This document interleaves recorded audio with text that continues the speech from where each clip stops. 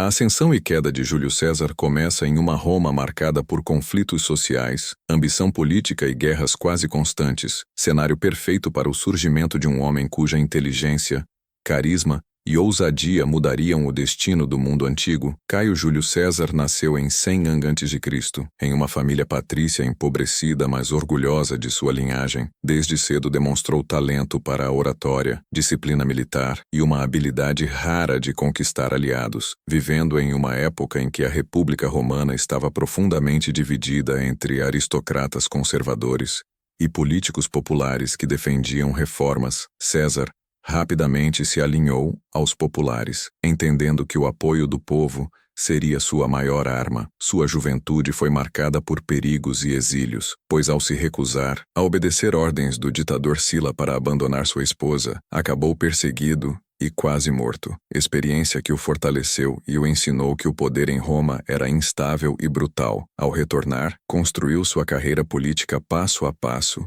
tornando-se questor, edil e depois pretor, sempre gastando fortunas em jogos e espetáculos públicos para conquistar a população, acumulando dívidas enormes, mas também uma popularidade crescente. Sua grande virada veio quando formou o primeiro triunvirato com Pompeu, o general mais respeitado de Roma, e Crasso, o homem mais rico da cidade. Essa aliança informal permitiu a César alcançar o consulado em 59 a.C. e logo depois o governo da Gália, onde teria a oportunidade de provar sua genialidade militar. Durante quase uma década, César conduziu campanhas impressionantes, derrotando tribos gaulesas, atravessando rios considerados intransponíveis, conquistando territórios que hoje correspondem à França, Bélgica e parte da Alemanha, e transformando um exército comum em uma máquina de guerra absolutamente leal a ele. Suas vitórias o tornaram o homem mais famoso de Roma, e também o mais temido, pois seus inimigos no Senado passaram a enxergá-lo como uma ameaça direta à República. Especialmente Pompeu, que antes fora seu aliado. A tensão aumentou quando o Senado exigiu que César entregasse seu comando militar e retornasse a Roma como cidadão comum, algo que significaria perder proteção política e enfrentar julgamentos. Então, em 49 a.C., César tomou a decisão mais arriscada de sua vida. Cruzou o rio Rubicão com suas tropas, ato ilegal que equivalia a declarar guerra ao próprio Estado. Ao pronunciar a frase, "A sorte está lançada", iniciou a guerra civil que decidiria o destino de Roma. Pompeu e os senadores fugiram para o leste, mas César os perseguiu com velocidade e estratégia, vencendo batalhas decisivas na Itália, na Grécia e finalmente no Egito, onde encontrou Pompeu já assassinado, e ali se envolveu com Cleópatra, fortalecendo ainda mais sua imagem de líder poderoso e quase mítico. Ao retornar a Roma, César foi nomeado ditador, inicialmente por tempo limitado, mas logo acumulou cargos, honras e poderes sem precedentes, promovendo reformas profundas no calendário, na distribuição de terras, no sistema político e administrativo, reorganizando o império e ampliando a cidadania. Sua popularidade entre o povo era imensa, mas sua concentração de poder alarmava a elite senatorial, que via nele não um salvador, mas um futuro rei. Título odiado pelos romanos desde a expulsão da monarquia séculos antes, mesmo sem se declarar rei, César aceitava honrarias cada vez mais simbólicas, como sua imagem em moedas e uma cadeira dourada no Senado, gestos que reforçavam a suspeita de que a República estava morrendo. Entre os senadores formou-se então uma conspiração liderada por Bruto e Cássio, antigos aliados de César que acreditavam agir em defesa da liberdade.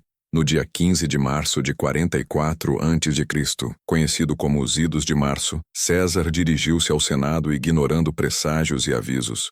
Foi cercado e atacado por mais de 20 homens, recebendo múltiplos golpes de adaga, e ao reconhecer Bruto entre os assassinos, segundo a tradição, teria pronunciado palavras de espanto e dor antes de cair morto aos pés da estátua de Pompeu, o homem que havia derrotado. Sua morte não salvou a República, como os conspiradores esperavam, mas mergulhou Roma em um novo ciclo de guerras civis ainda mais sangrentas. Seus herdeiros políticos, especialmente Marco Antônio e Otaviano, lutaram pelo controle do poder, até que Otaviano, mais tarde chamado de Augusto, tornou-se o primeiro imperador de Roma, encerrando oficialmente a República. Assim, A vida de Júlio César representou ao mesmo tempo o auge do gênio político e militar romano e o ponto de ruptura definitivo de um sistema que já não conseguia mais sobreviver. Sua ascensão foi construída sobre talento, coragem e uma compreensão profunda das massas e do poder. Sua queda nasceu do medo que sua própria grandeza provocou, e mesmo após mais de 2000 anos, seu nome continua sendo sinônimo de liderança, ambição e transformação histórica, provando que poucos homens moldaram o curso do mundo com tanta intensidade quanto Júlio César. Aqui está a parte 2, texto contínuo, sem parágrafos, sem emojis, no estilo narrativo para vídeo, aproximadamente no padrão de 13.000 caracteres. Após a morte de Júlio César, Roma não encontrou paz nem estabilidade. Ao contrário, seu assassinato abriu um abismo político e emocional que rapidamente engoliu a república inteira. O povo ficou confuso. Parte chorava o líder que havia distribuído terras, reduzido dívidas e trazido vitórias, enquanto outra parte acreditava que a morte de César salvaria a liberdade. Mas bastaram poucos dias para ficar claro que os conspiradores haviam subestimado o impacto de seu ato. Marco Antônio, cônsul e aliado fiel de César, tomou a palavra durante o funeral e transformou o velório em um momento decisivo da história. Seu discurso inflamado exibiu o corpo ensanguentado de César, leu seu testamento que deixava dinheiro e propriedades ao povo de Roma, e despertou uma fúria popular incontrolável. Multidões atacaram as casas dos assassinos, que foram forçados a fugir da cidade. A república estava sem controle, e o poder real estava nas mãos de quem dominasse os exércitos. Nesse cenário surge Otaviano, jovem de apenas 18 anos, sobrinho neto e herdeiro oficial de César. Inesperado e subestimado, mas extremamente inteligente, ele retornou de forma discreta à Itália e começou a construir sua própria rede de alianças, ao mesmo tempo em que se aproximava dos veteranos de César, conquistando sua lealdade ao prometer honrar o legado do tio. A rivalidade entre Marco Antônio e Otaviano cresceu rapidamente, pois ambos desejavam controlar o futuro de Roma. Após meses de tensão, eles decidiram formar uma aliança temporária junto com Lépido, criando o segundo triunvirato, uma ditadura legal que lhes concedia poder absoluto. Sua primeira ação foi brutal. Iniciaram uma lista de proscrições, condenando milhares de inimigos políticos à morte e confiscando suas riquezas, entre eles, o famoso orador Cícero, símbolo da antiga república, executado sem piedade. Esse período marcou uma das fases mais sombrias da história romana, com terror político, vinganças e assassinatos em massa. O objetivo principal do triunvirato era destruir os assassinos de César, Bruto e Cássio, que haviam reunido forças no Oriente, em 46 a.C. Os exércitos se encontraram nas planícies de Filipos, na Macedônia, em duas batalhas violentas e decisivas. Bruto e Cássio foram derrotados e acabaram tirando a própria vida, selando o fim definitivo da velha aristocracia republicana. Após a vitória, o império foi dividido entre os três líderes, mas a aliança não duraria muito. Lépido logo foi afastado, e o mundo romano passou a ser disputado entre Marco Antônio e Otaviano, enquanto Antônio se estabelecia no Oriente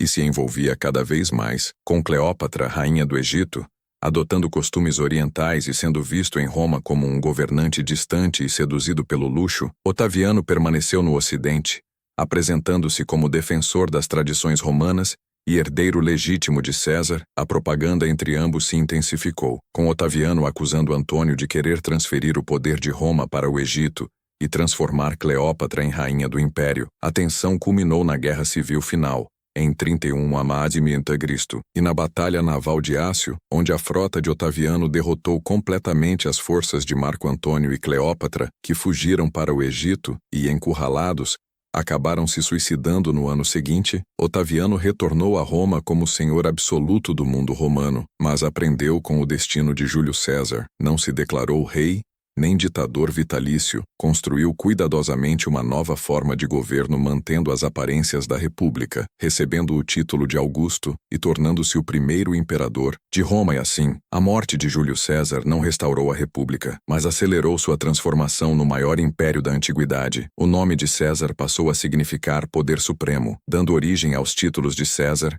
Kaiser e Czar. Ao longo da história, Sua vida e sua morte moldaram não apenas Roma, mas a própria ideia de liderança no mundo ocidental. Seu legado atravessou séculos, inspirou reis, imperadores, generais e ditadores, sendo estudado como exemplo máximo de ambição, estratégia, carisma e transformação política. Júlio César não foi apenas um homem, foi o ponto de virada entre dois mundos, o da República Antiga e o do império que dominaria a história por centenas de anos, e enquanto Roma continuou existindo, o espírito de César permaneceu vivo em cada decisão de seus sucessores, provando que algumas figuras jamais desaparecem, apenas se transformam em lenda. Mesmo após sua morte e após a consolidação do poder por Augusto, a figura de Júlio César continuou a influenciar profundamente o destino de Roma e de todo o mundo ocidental, porque sua trajetória tornou-se um modelo de como conquistar, manter e transformar o poder. Os imperadores que o sucederam buscaram constantemente associar seus nomes ao dele, utilizando sua imagem,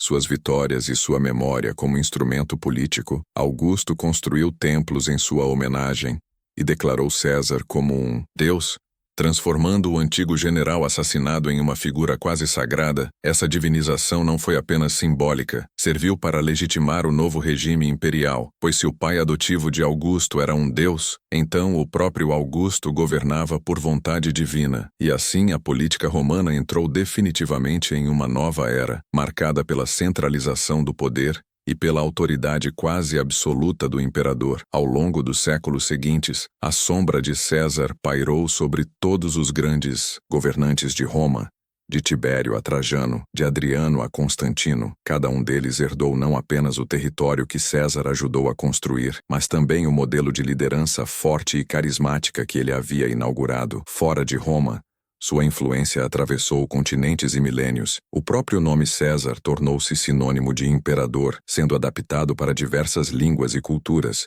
originando títulos como Kaiser na Alemanha e Czar na Rússia, sinal de que sua memória ultrapassou as fronteiras do mundo romano e se transformou em um conceito universal de poder supremo. Durante a Idade Média, cronistas e pensadores viam em César o exemplo máximo de governante ideal, misturando fatos históricos com lendas, descrevendo-o como um líder invencível, sábio, justo e escolhido pelos deuses. Suas campanhas militares passaram a ser estudadas como manuais de estratégia, e seus escritos, especialmente os comentários sobre a Guerra da Gália, tornaram-se leitura obrigatória para generais e governantes que desejavam aprender a arte da guerra e da liderança. Já na Era Moderna, sua figura foi reinterpretada por filósofos, escritores e políticos. Shakespeare transformou sua morte em uma das maiores tragédias da literatura, reforçando a imagem do herói traído pelo medo e pela ambição de seus próprios aliados. Napoleão Bonaparte via em César um espelho de si mesmo. Estudava seus movimentos, admirava sua coragem e sonhava em repetir sua trajetória.